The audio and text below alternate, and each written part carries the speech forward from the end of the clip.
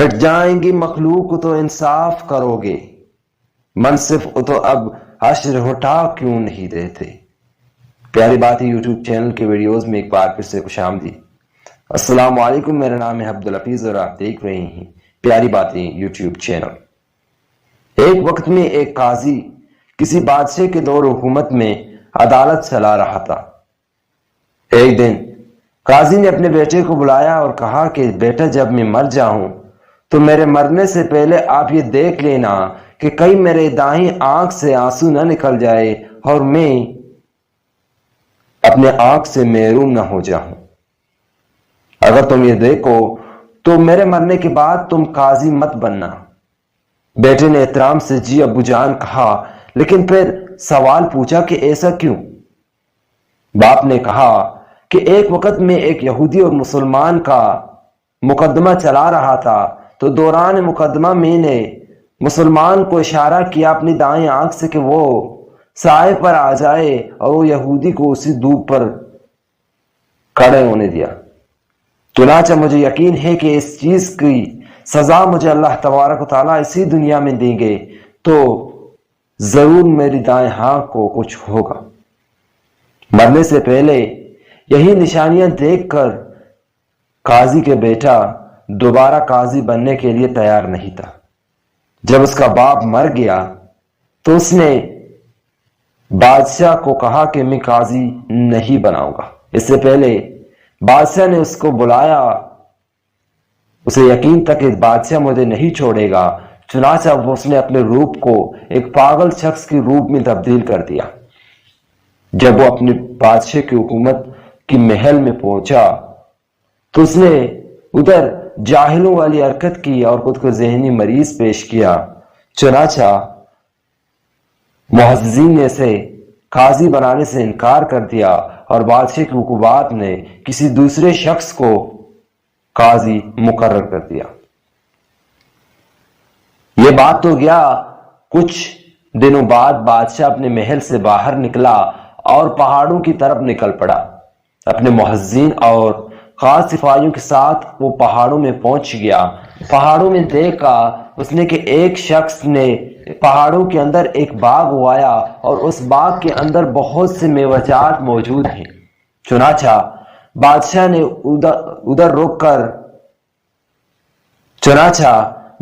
ادھر رک کر پکنک منانے کا فیصلہ کیا اور سیر و تفریح کر کے دوبارہ محل آیا۔ محل آنے کے بعد بادشاہ کی مشیر خاص نے بادشاہ کو بتایا کہ کیا ہو اگر ہم اس باغ پر قبضہ کریں اور اس باغ کو سرکاری باغ بنائیں، تاکہ آپ کسی بھی وقت کسی بھی ٹائم پر اس جگہ پر جائیں اور سیر و تفریح کریں۔ ہمیں کوئی پوچھنے اور کوئی سوال کہنے والا نہیں ہوگا، اس لیے ہم اس پر قبضہ کرتے ہیں تاکہ یہ ہمارا ہو جائے۔ بادشاہ نے کہا، آپ کی بات تو صحیح ہے، لیکن ہم اس پر قبضہ کیسے کریں گے؟ یہاں پر تو ہماری فوج کی طاقت تو نہیں چلتی، یہ ہمارے دشمن نہیں ہیں، یہ ہمارے اپنے سلطنت کے شہری ہیں۔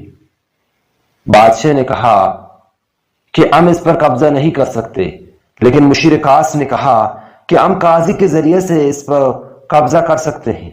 چنانچہ وہ قاضی کے پاس گئے اور اس پر کیس کیا۔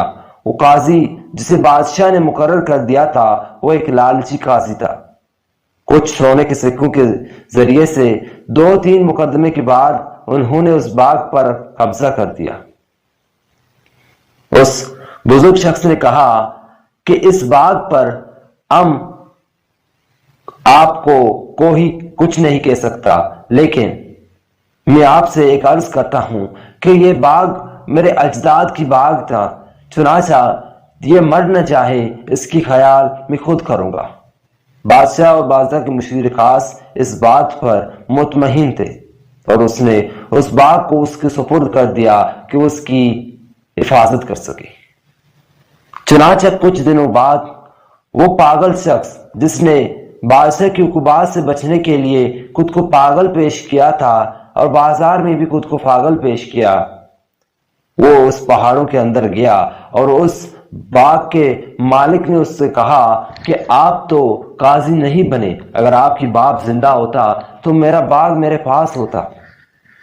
آج یہ باغ ایک سرکاری باغ ہے اور مجھے یہاں پر ایک نوکر کی طرح رکھا گیا ہے تاکہ میں اس کا خیال رکھ سکوں۔ باغ کے مالک نے کہا کہ اگر آپ قاضی بنتے تو شاید یہ باغ آج میرے پاس ہوتا۔ قاضی کے بیٹے نے کہا کہ میں یہ باغ آپ کو دے کر رہوں گا۔ اس بزرگ شخص نے کہا یہ باغ سلطنت کی باغ ہے اور آپ اس کو کیسے مجھے دے سکتے ہیں؟ اس قاضی کے بیٹے نے کہا کہ ایک دن جب بادشاہ آئے تو یہاں مجھے بلا لینا۔ بادشاہ آیا تو اس شخص نے چپ کے اس شخص کو بلایا اور وہ وہاں پر پہنچ گیا۔ قاضی نے اس کو بلایا اور کہا کہ آپ نے اپنی حالت کو کس طرح بنایا ہے؟ آپ مجھ سے جو بھی مانگیں گے میں آپ کو دوں گا تاکہ آپ اپنی حالت زندگی کو ٹھیک کر سکیں۔ اس نے کہا آپ کچھ نہیں کر سکتے ہیں۔ بادشاہ نے کہا میں سب کچھ کر سکتا ہوں، آپ عرض کرو میں آپ کو دوں گا۔ اس نے کہا کہ اس بڑے سے کھجور کی درخت کو مجھے دے دیں۔ بادشاہ نے کہا چلو یہ آپ کا ہے، اس کے جو بھی پھل نکلے آپ لے لینا۔ اس نے انکار کیا، کہا کہ اس کو نکال کر میرے اوپر رکھ دیں۔ بادشاہ نے کہا کہ میرے پاس تو طاقت ہے، میں اسے ایسے کر سکتا ہوں لیکن آپ اسے اٹھا نہیں سکتے، یہ بہت بڑا ہے۔ اس شخص نے جواب میں کہا کہ اگر آپ اسے اٹھا سکتے ہیں، اٹھا کر میرے اوپر رکھ سکتے ہیں لیکن میں اسے اٹھا نہیں سکتا۔ آج آپ کے پاس طاقت ہے، کل یہ طاقت آپ کے سے چھین لیا جائے گا، قبر میں آپ کا کوئی ساتھ نہیں دے گا، تو اس وقت کیا کرو گے؟ اس بزرگ شخص کے باغ پر حملہ کر کے اسے قبضہ کرنا، کیا یہ آپ کو زیب دیتا ہے؟ قبر میں اس کے بارے میں آپ سے پوچھا جائے گا تو اس وقت کیا جواب دو گی؟ بادشاہ ایران پریشان ہو گیا اور اپنے مشیر خاص سے کہا کہ فوراً دستاویز تیار کریں اور اس باغ کو اسی مالک کو دوبارہ دے دیں۔ ناظرین گرامی، حقوق اللہ تو معاف ہو سکتا ہے لیکن حقوق العباد کبھی نہیں معاف ہو سکتا۔ اسی لیے حقوق العباد کو لینے کے لیے پرہیزگاری کریں، تقوی کا اختیار کریں۔ آپ کو اگر یہ ویڈیو پسند آیا تو اس کو لائک کریں، ہمارے چینل پیاری باتیں یوٹیوب چینل کو سبسکرائب کریں، بس دیگر گھنٹی کے بٹن کو آل پر سیٹ کریں۔ بہت ہی اچھے اور خاص کہانی کے ساتھ ہم ملیں گے آپ سے کسی نئے ویڈیو کے ساتھ، تب تک کے لیے